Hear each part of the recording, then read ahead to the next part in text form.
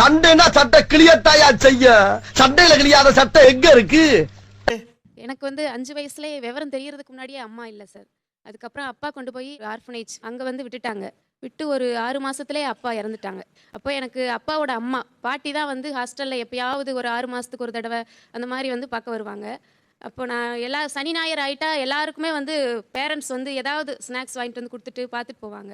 இப்போ நான் அந்த கேட்டை பிடிச்சி தொங்கிட்டே அப்படி பார்த்துட்டே இருப்பேன், நமக்கு யாராவது வரமாட்டாங்களா அப்படின்னு. நல்லா படித்தேன், ஸ்போர்ட்ஸு, டான்ஸு, படிப்பு எல்லாத்துலேயுமே நல்லா டெவலப்பாக வந்தேன்.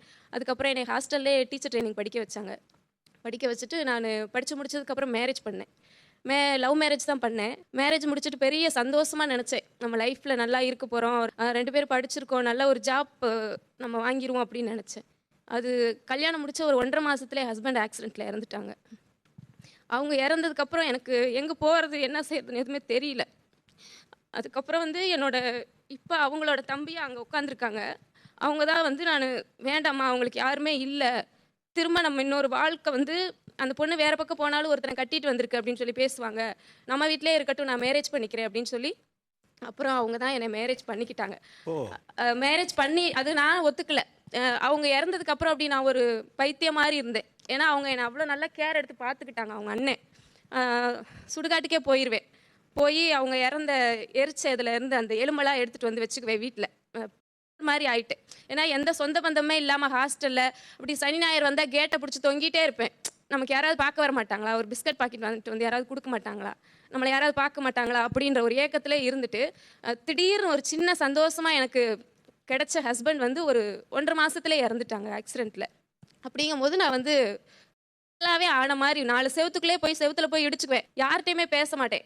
2வது நான் டீச்சர் ட்ரைனிங் முடிச்சுட்டு திரும்ப வந்து என்னை அவங்க படிக்க வச்சாங்க. இறந்த என்னோட ஹஸ்பண்ட் வந்து நீ பிஏ இங்கிலீஷ் படி, மேற்கொண்டு படிக்கணும், நம்ம 2 பேரும் சமுதாயத்தில் நல்லா வாழ்ந்து காமிக்கணும் அப்படின்னு நினச்சாங்க.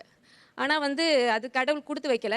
அது அவங்க இறந்ததுக்கப்புறம் நான் அவ்வளோதான் முடிஞ்சு நம்ம லைஃப், நீ அவ்வளோதான், இனி நம்ம வாழவே மாட்டோம், அவ்வளோதான், நீ நம்ம என்ன பண்ணுறதுன்னு தெரியாமல் வீட்டுக்குள்ளேயே உட்காந்துருப்பேன், யாரையுமே வீட்டுக்குள்ளே விட மாட்டேன். அந்த மாதிரிலாம் இருந்து என்னை கொஞ்சம் கொஞ்சமாக பிரெயின் வாஷ் பண்ணி என்னோட மாமியார், அவங்கள நான் அம்மான்னு தான் சொல்லுவேன், வயசானவங்க ரொம்ப.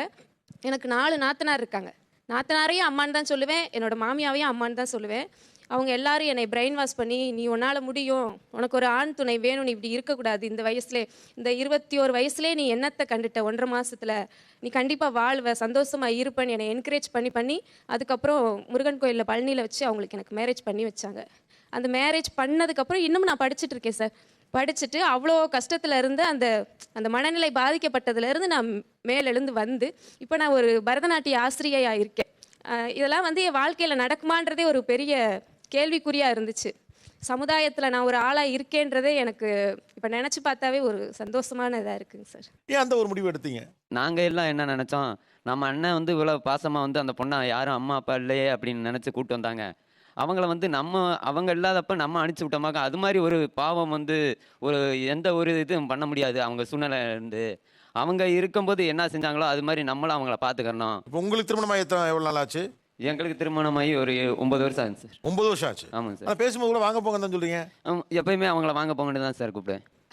நார்மலாக தனிப்பட்ட முறையிலையுமா? தனிப்பட்ட முறையிலே வாங்க போங்கன்னு தான் சார். அடுத்தவங்கள்ட்ட சொல்லும் போது கூட அவங்க இந்த போயிருக்காங்க, குளிக்கிறாங்க, இந்த தோட்டத்தில் இருக்காங்க, அவங்கள்ட்ட கொடுக்குறேன், எல்லாத்துட்டையுமே அப்படிதான் சொல்லுவாங்க சார். உங்ககிட்ட நேரடியாக பேசும்போது வாங்க போங்க தான் பேசுவாரா? அது அப்படியே பழகிருச்சு சார். அவங்க அண்ணனை கல்யாணம் பண்ணதுக்கு முன்னாடி இருந்து அவங்கள என்கிட்ட வாங்க போங்கன்னு பேசி அப்படியே பழகிருச்சுங்க சார். ஒரு கட்டத்தில் நீங்க அதை உடைக்க முயற்சி பண்ணலையா? அதை என்னால மாற்ற முடியல. எல்லாருமே, நீங்க மட்டும் இல்லை சார், என்னோட ஃப்ரெண்ட்ஸு, டீச்சர்ஸ், ஸ்டாஃப் எல்லாருமே கேட்பாங்க, என்னப்பா அந்த தம்பி இவ்வளோதான் அவங்க வாங்க போங்கன்னு தான் பேசுகிறாங்க, என்ன நீங்கள் ஃபேமிலியாக உண்மையாகவே கணவன் மனைவியா இல்லையா அப்படின்லாம் கேட்பாங்க சார். 2வது என்ன வீட்டில் மாமியாரும் சரி இவங்களும் சரி, என்னுடைய நாத்தனார் எல்லாருமே எங்கள் குடும்பத்தில் வந்து படிக்காதவங்க, என்ன முடிவு எடுக்கிறதா இருந்தாலும் முதல்ல என்னை கேட்பாங்க சார். எங்கே ஒரு விஓஓ ஆஃபீஸ் போகணும், ஒரு தாலுகா ஆஃபீஸ் போகணும், ஒரு கடைக்கு போகணும், எதுக்குனாலும் என்னை கேட்டு தான் எதாக இருந்தாலும் பண்ணுவாங்க. கணக்கு, வரவு செலவு, காசு விஷயம், நிலத்தில் ஒன்று பண்ணணும் வைக்கணும், எல்லாமே என்னை கேட்டு தான் பண்ணுவாங்க சார். இப்போ நீங்கள் திருமணம் பண்ணி முதல்ல வந்தப்போ இது ஒரு அசம்பாவிதம் நடந்து போச்சு, ஆனால் அந்த குடும்பம் உங்களை அப்படியே அதே வாஞ்சையோடே வச்சுருக்காங்க. இல்லை, நிறைய பேர் சொன்னாங்க, அந்த ஊரில் இருக்கவங்களாம் சொன்னாங்க, இந்த பிள்ளை பிறந்தோடனே, என்னோட ரிலேஷனே சொன்னாங்க, இந்த பிள்ளை பிறந்தோடனேவும் அம்மாவை தூக்கி சாப்பிட்டுருச்சு, அதுக்கப்புறம் அவங்க அப்பாவை தூக்கி சாப்பிட்டுருச்சு. எனக்கு ஒரு தம்பி இருந்தான், தம்பியும் தூக்கி சாப்பிட்டுருச்சு. படிக்கும் போதே வளர்த்துட்டு இருந்த பாட்டி தாத்தா எல்லாத்தையும் சாப்பிட்டுருச்சு. எல்லாருமே இறந்துட்டாங்க. இந்த பிள்ளைய பார்க்குறவங்க எல்லாம் இறந்துட்டாங்க. கல்யாணம் பண்ணி வந்துச்சு, இந்த புருஷனும் இப்படி இறந்து போயிட்டான். இந்த பிள்ளை இப்போ என்ன, இந்த பிள்ளை ராசி இல்லாத பிள்ளை அப்படிலாம் சொன்னாங்க. அப்படி சொன்னாலும் என்னோட மாமியார் என்னன்னா என்னை விடவே மாட்டேன்ட்டாங்க. நான் எங்கேயாவது போறேன், நான் இங்கே இல்லை அப்படின்னு சொல்லி அழுகும்போது, நீ எங்கேயுமே போகக்கூடாது, என் பையன் இறந்துட்டான், அவன் இறந்தது எங்களுடைய இழப்பு. என்னோட மகனுக்கு பதுவாக நீ மகளா எங்கள் வீட்டில் இருக்கணும், நீ இல்லைன்னா நான் இறந்து போயிடுவேன், நான் இருக்க மாட்டேன்னு எங்கள் மாமியார் என்னை அழுது என்னை இருக்க வச்சாங்க. கண்டிப்பாக நீ இங்கே இருந்துதான் ஆகணும், என் பையனுக்கு பதுவாக உன்னை யாரோ என்னென்னமோ சொல்லிட்டு போட்டும், நீ என்னோட மகளா இங்கே இருக்கணும்னு சொல்லி என்னை இருக்க வச்சாங்க. நாத்தனாரையும் அம்மான்னு தான் சொல்லுவேன், என்னோட மாமியாரையும் அம்மான்னு தான் சொல்லுவேன். என்னை நல்லா கேர் பண்ணி பார்த்துக்கிறாங்க. எந்த ஊர் தம்பி நீங்க? நாங்கள் நிலக்கோட்டை பக்கம் அழகம்பட்டி கிராமம் சார், திண்டுக்கல் டிஸ்ட்ரிக்ட். ஓ, என்ன படிச்சிருக்கீங்க? நான் விவசாயம் தான் சார், படிக்கல. விவசாயம் தான் பண்றீங்க? படிக்கல சார். கிராமமா, சின்ன கிராமமா? கிராமம். ஆக்சுவலா மாடர்னிட்டி பத்தி பேசுறப்ப, நவீனமான சிந்தனைகள் பற்றி பேசுறப்ப அதை நகரத்தோடு தொடர்புபடுத்துறோம். கிராமம் என்பது ஒரு பழமைவாதத்தின் குறியீடுன்னு பல நேரங்கள் நம்ம சொல்லிட்டே இருக்கோம். இது மாதிரியான மனிதர்கள் தான் அதை ஒட்டைக்கிறாங்க. இங்க இருக்கக்கூடிய ஒரு டேப் அட்டாச்னு ஒன்று இருக்குது. ஊர்ல என்ன சொல்லுவாங்க, சொந்தக்காரங்க என்ன சொல்லுவாங்க. இப்போ முதல்ல ஒரு ஆர்ஃபனேஜில் இருக்கிற ஒரு பொண்ணை உங்க அண்ணன் நீங்க அவர் திருமணம் செஞ்சு வந்ததுக்கே அது ஒரு அதை பிரேக் பண்ணதே பெரிய விஷயம் தான். அண்ணன் மீது நீங்க வச்சிருந்த உங்கள் கணவர் மீது, நீங்கள் முதல் கணவர் மீது வச்சிருந்த அந்த இதை கூட அவங்க டிஸ்டர்ப் பண்ணல. ஓகே, அதை நீங்க இங்க வந்து பேசக்கூடிய அளவுக்கான ஒரு வெளியே கூட அவங்க உங்களுக்கு கொடுத்துருக்காங்க. ஆக்சுவலாக ஒரு தமிழ் சமூகம் வந்து ஏன் நவீனத்தை ஏத்துக்குது அப்படின்னா, அதோடைய கிரவுண்ட்லேருந்தே அதுக்கு அது இருக்கு.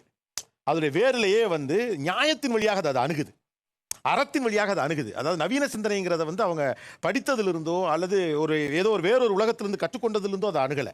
அவங்க அதை அவங்களுடைய அறத்தின் வழியாக அணுகுறாங்க. இந்த வீட்டை நம்பி வந்த ஒரு பொண்ணுக்கு என் பிள்ளை இல்லைனாலும் அவள் இந்த வீட்டில் இருக்கணும், அவளுக்கான பாதுகாப்பை நான் கொடுக்கணுங்கிறது ஒரு நேர்மையத்திலிருந்து, ஒரு அறத்திலிருந்து வருகிற ஒரு நவீனத்துவம். நீங்க ரெண்டு பேரும் ஒரே சமூகத்தை சேர்ந்தவங்களா? இல்ல, அதுவும் இல்ல. இப்போ எனக்கு குழந்தை இல்லை சார். இவங்களை மேரேஜ் பண்ணி 9 வருஷம் ஆச்சு, இன்னும் எனக்கு குழந்தையும் இல்லை. அதையும் ஊர்ல பேசுறாங்க. இந்த பொண்ணுக்கு இந்த பாரு கல்யாணம் பண்ணி வச்சாங்க, ஒத்த பையனுக்கு வாரிசு இல்லாமல் போச்சு, இன்னும் குழந்தை பெற்று கொடுக்கல எல்லாம் பேசுகிறாங்க. ஆனாலும் என்னோட மாமியா வந்து என்னைய, நீ கவலைப்படாதம்மா, நான் இருக்கேன், நான் சாகுங்களாட்டி எப்படியாவது உனக்கு குழந்தை பிறக்கும், அதை நான் தூக்கி நான் வளர்ப்பேன், அப்படி இல்லாட்டி போயிட்டு போகுது விடு, உங்களுக்கு என்ன நிலம் இருக்குதுல்ல, சாதம் மட்டும் இருந்து வித்து சாப்பிட்டுட்டு போங்க. உங்க மாமியாருக்கு என்ன வயசு? அவங்களுக்கு 75-80. 75 வயசு. உங்க மாமியார் பேர் என்ன? சண்முகம்மாள். சண்முகம்மாள். ஆமாங்க சார். அந்த ஒரு டைமண்ட் பரிசு இருந்துச்சு பாருங்க, இந்த பரிசை சண்முகம் அம்மாள்கிட்ட கொடுங்க. அந்த பரிசை ஒண்டர் டைமண்ட்ஸ் வழங்கும். உங்க வீட்டு பிள்ளையா நினைச்சு எல்லாரும் என்னை மன்னிச்சிருங்க.